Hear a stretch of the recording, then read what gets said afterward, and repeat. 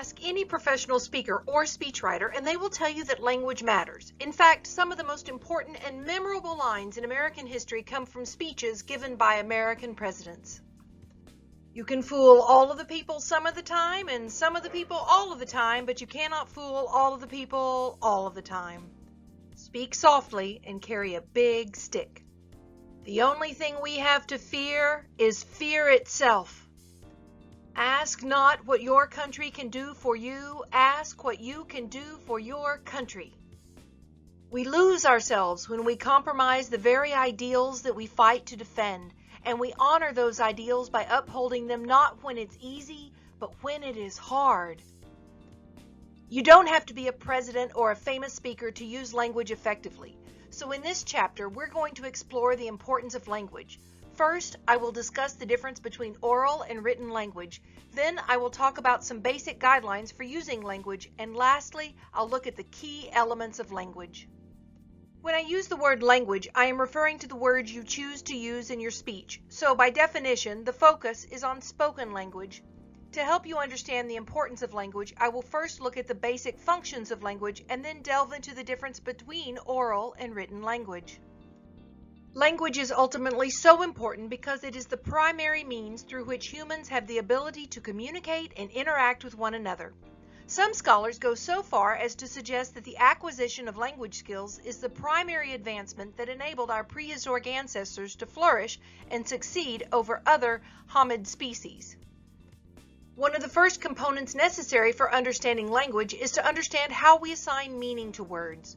Words consist of sounds that have agreed upon meanings based on concepts, ideas, and memories. When we say the word blue, we may be referring to a portion of the visual spectrum of roughly 480 nanometers. You could also say that the color in question is an equal mix of both red and green light. While both of these are technically correct to interpret the word blue, I'm pretty sure that neither of these definitions is how you thought of the word. When hearing the word blue, you may have thought of your favorite color, the color of the sky on a spring day, or the color of a really ugly car you saw in the parking lot. When people think about language, there are two different types of meanings that people must be aware of: denotative and connotative.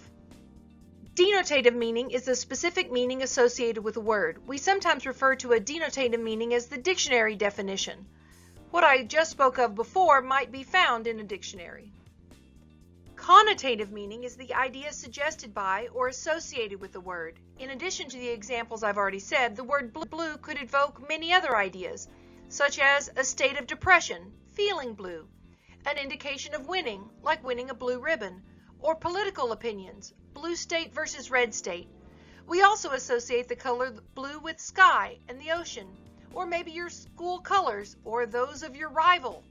There are also various forms of blue: aquamarine, baby blue, navy blue, royal blue, and so on. A second important aspect to understand about language is that oral language used in public speaking and written language used for text does not function in the same way. Let's try a brief experiment. Take a textbook and read it out loud. When the text is read aloud, does it sound conversational? Probably not. Public speaking, on the other hand, should sound like a conversation. Some researchers have found important differences between written and spoken language.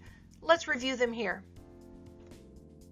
Oral language has a smaller variety of words. You want to use words that are familiar to your audience when crafting your speech.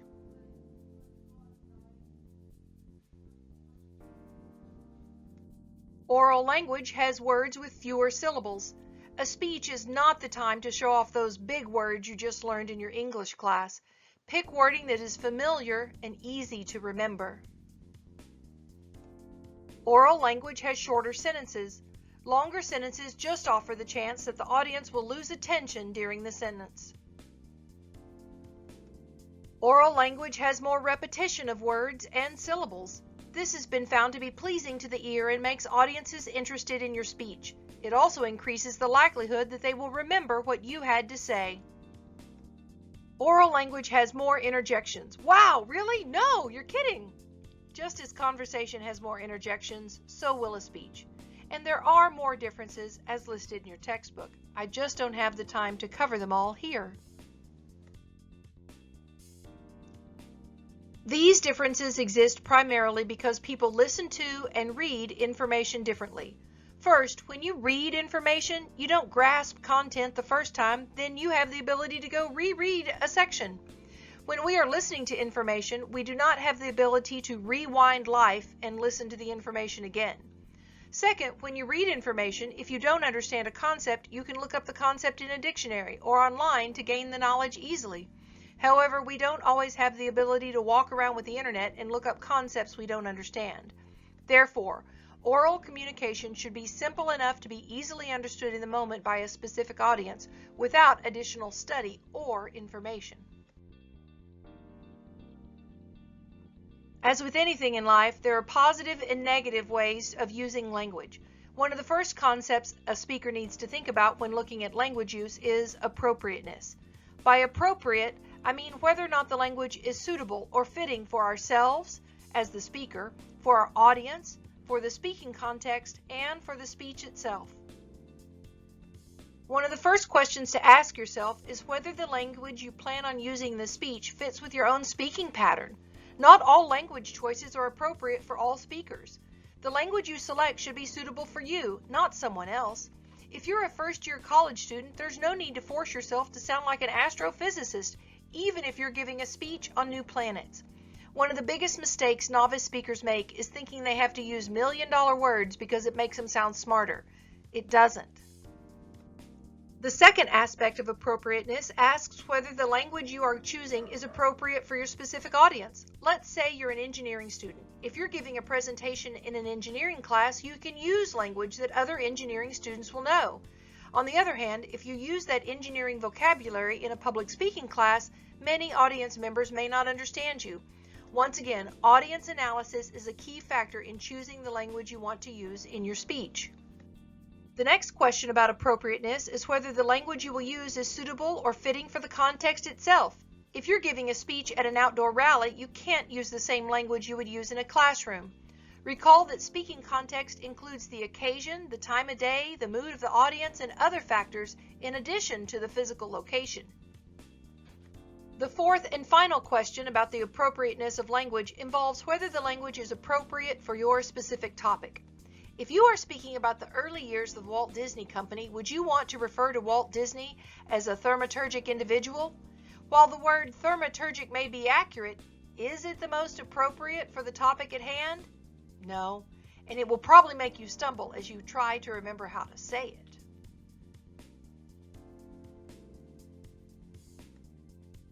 After appropriateness, the second main guideline for using language is to use vivid language. Vivid language helps your listeners create a strong, distinct, clear, and memorable mental image. Good, vivid language usage helps an audience member truly understand and imagine what a speaker is saying. Two common ways to make your speaking more vivid are through the use of imagery and rhythm. Imagery is the use of language to represent objects, actions, or ideas.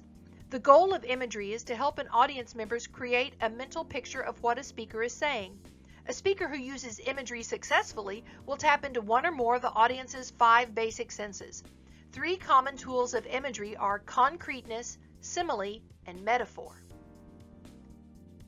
When we use language that is concrete, we attempt to help our audiences see specific realities or actual instances instead of abstract theories and ideas. The goal of concreteness is to help you as a speaker show your audience something instead of just telling them. Imagine you've decided to give a speech on the importance of freedom. You could easily stand up and talk about the philosophical work of Rudolf Steiner. I imagine you almost went to sleep just imagining I might give an example about that. But if I shared a story about how Afghani women under Taliban rule have been denied access to education, and how those seeking education have risked public flogging and even execution, you would remember my example and the point of my speech. Ultimately, the goal of concreteness is to show an audience something instead of talking about it abstractly. The second form of imagery is simile. As you probably learned in English courses, a simile is a figure of speech in which 2 unlike things are explicitly compared. I don't need to teach this to you again. You've been writing about it and studying similes since elementary school. For public speaking, once you see what 2 ideas you are comparing, check the mental picture for yourself. The other commonly used form of imagery is the metaphor, a figure of speech where a term or phrase is applied to something in a non-literal way to suggest a resemblance. To use a metaphor effectively, first determine what you're trying to describe and choose your wording wisely. Our second guideline for effective language in speech is to use rhythm. When most people think of rhythm, they immediately think about music. What they may not realize is that language is inherently musical. At least it can be. Rhythm refers to the patterned, recurring variants of elements of sound or speech. Whether someone is striking a drum or speaking in front of a group, rhythm is an important aspect of human communication. Think about your favorite public speaker. If you analyze his or her speaking pattern, you'll notice that there is a certain cadence to the speech. While much of this cadence is a result of the nonverbal components of speaking, some of the cadence comes from the language that is chosen as well. Let's examine 4 types of rhythmic language: parallelism, repetition, alliteration, and assonance. When listing items in a sequence, audiences will respond more strongly when those ideas are presented in a grammatically parallel fashion, which is referred to as parallelism. For example, let's look at Patrick Henry's famous quote. "I doubt many people would tattoo this first version, 'Give me liberty or I'd rather die.' Technically, you're saying the same thing as in the second one, 'Give me liberty or give me death,' but the second one has better rhythm, and this rhythm comes from the parallel construction of 'give me.' The lack of parallelism in the first example makes the sentence sound disjointed and ineffective." As I mentioned earlier, one of the major differences between oral and written language is the use of repetition. Because speeches are communicated orally, audience members need to hear the core of the message repeated consistently. Repetition as a linguistic device is designed to help audiences become familiar with a short piece of the speech as they hear it over and over again. By repeating a phrase during a speech, you create a specific rhythm. Probably the most famous and memorable use of repetition within a speech is Dr. Martin Luther King Jr.'s use of "I have a dream." In that speech, he uses that phrase 8 different times. Another type of rhythmic language is alliteration, or repeating 2 or more words in a series that begin with the same consonant.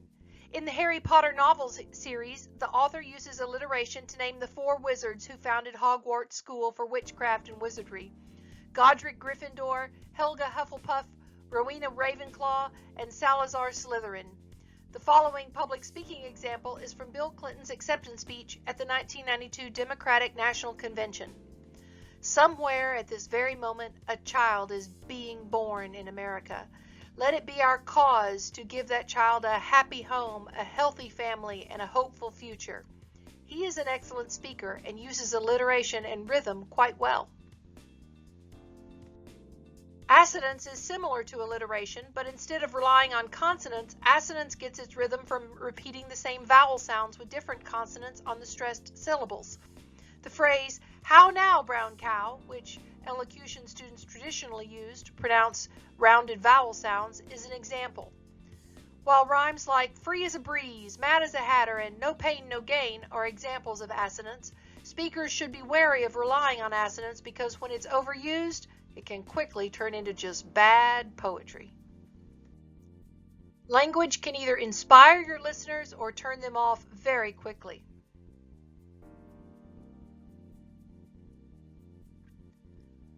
One of the fastest ways to alienate an audience is through the use of non-inclusive language. Inclusive language is language that avoids placing any one group of people above or below other groups while speaking. Let's look at some common problem areas related to language about gender, ethnicity, sexual orientation, and differences. It is a mistake to use a generic "he" to label all people within a group as "he," when in reality there is a mixed sex group involved. Consider the statement: "Every morning when an officer of the law puts on his badge, he risks his life to serve and protect his fellow citizens." In this case, we have a police officer that is labeled as male 4 different times in one sentence. Obviously, both male and female police officers risk their lives when they put on their badges. A better way to word the sentence would be, every morning when police officers of the law put on their badges, they risk their lives to serve and protect their fellow citizens. Notice in the better sentence, I made the subject plural, officers, and used a neutral pronoun, they and their, to avoid using that generic he. The last common area where speakers get into trouble with gender and language has to do with job titles. It's not unusual for some people to assume, for example, that doctors are male and nurses are female. This is seen as sexist language, and effort should be made, especially in public speeches, to avoid such language. Speakers can be more inclusive with their word choices. Try changing words like policeman to police officer, and waitress to server or waitstaff. It really does make a difference. Another type of inclusive language relates to the categories used to highlight an individual's ethnic identity. Ethnic identity refers to a group an individual identifies with based on a common culture. In recent years, there's been a trend towards steering inclusive language away from broad terms like Asian or Hispanic because these terms are not considered precise labels for the groups they actually represent. If you want to be safe, the best thing you can do is ask a couple of people who belong to an ethnic group how they prefer to label themselves. Perhaps one day we can really move beyond these labels. Another area that can cause some problems is referred to as heterosexism. Heterosexism occurs when a speaker presumes that everyone in an audience is heterosexual or that opposite-sex relationships are the only norm. For example, a speaker might begin a speech by saying, "I'm going to talk about the legal obligations you will have with your future husband or wife." Well, this speech starts with the notion that everyone plans on getting married, which isn't the case. It also assumes that everyone will label their significant other as either husbands or wives. All it takes to be a more ethical and accepting speaker is just a moment to think of how other people might perceive your words and adjust accordingly. The last category of exclusive versus inclusive language that causes problems for some speakers relates to individuals with physical or mental disabilities. It is common now to use person-first language, which simply means you put the person before the disabilities if you feel you need to describe both the person and the disability. Try using such terms as person who uses a wheelchair or person with autism. This keeps the person as the middle of the focus rather than the difference. Finally, I want to talk about the 6 elements of language that can help you as a speaker. The first important element of language is clarity, or the use of language to make sure the audience understands a speaker's idea in a way the speaker intended. Clear language makes a big difference in how well a message can be understood. Another common mistake among new public speakers is thinking that more words are more impressive. In fact, the opposite is true. When people ramble on and on without actually making a point, audiences become bored and distracted. To avoid this problem, I recommend word economy, or the use of only those words necessary to accurately express your idea. If the fundamental idea you are trying to say is, "that stinks," then saying something like, "while the overall outcome may be undesirable and definitely not recommended," becomes overkill. I do have one caveat here. You want to make sure that your language isn't so basic that it turns off your audience. If you are speaking to adults and use vocabulary appropriate for school children, you'll end up offending your audience. So while economy is definitely important, you don't want to become so overly basic that you are perceived as talking down to the audience. Profanity, or bleep in indecent language, consists of curse words or pornographic references. While it may be fun for some people to use obscene language in casual conversations with your friends, I simply cannot recommend using this kind of language when delivering a speech. Even if you're giving a speech related to an obscene word, you must be careful with your use of the word itself. Whether we all agree with societal perceptions of obscenity, going out of your way to use obscenity will end up focusing the audience on the obscenity and not on the message. Many people have found out the hard way that using profanity has cost them a job, a relationship, or even a fine from the authorities. Obscure language refers to language choices that are not typically understood or known by most of your audience. Imagine you're listening to a speech and the speaker says, Today, I've given you a plethora of ideas for greening your workplace. While many of you may think the word plethora is commonly known, I can assure you that many people have no idea that plethora means many or an abundance of something. Jargon, on the other hand, refers to language that is commonly used by a highly specialized group, trade, or profession. For example, there's legal jargon, or the language commonly used by lawyers. There's also medical jargon. Every group, trade, or profession will have its own specific jargon. The problem that occurs for many speakers is not realizing that jargon is not universal. Using either of these kinds of words in a speech will make it difficult for your audience to understand you, so steer clear of obscure language or jargon. Power is an individual's ability to influence another person to think or behave in a manner the other person may not have otherwise done.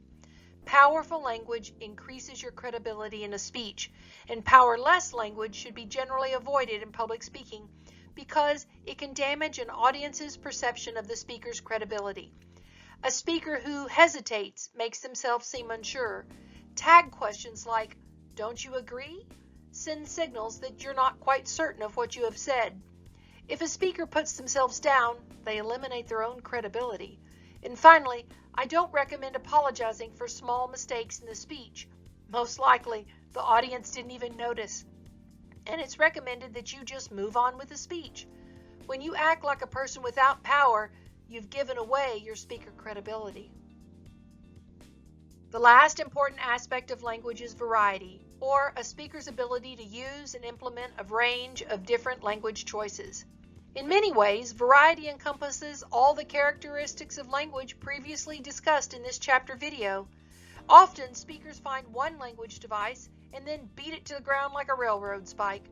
Unfortunately, when a speaker starts using the same language device too often, the language device will start to lose the power it may have had. For this reason, I recommend you always think about the language you plan on using in a speech and make sure that you use a range of language choices.